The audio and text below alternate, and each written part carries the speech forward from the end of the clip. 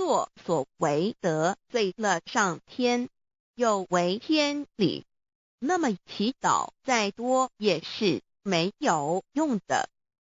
于所否者，天厌之做了违背良心的事情，上天就会唾弃我为乎？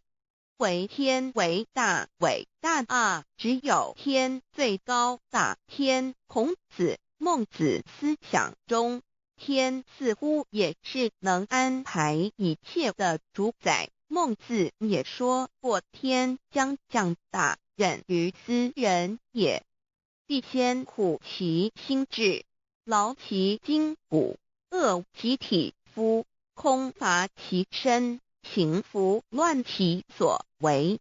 所以动心忍性，增益其所不能。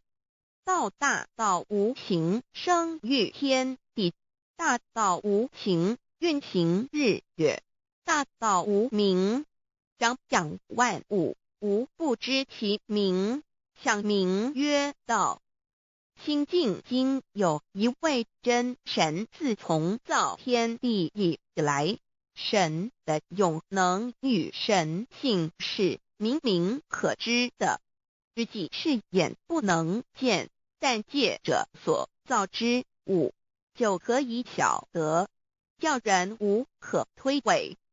罗马书第1章。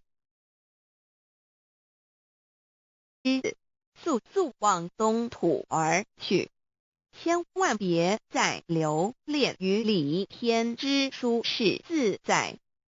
若是先医邪教与尔等哪个亦不肯再是临凡老母娘，若把先医先邪交给元胎佛子，则又没有一个肯降临凡间留下来治理世界。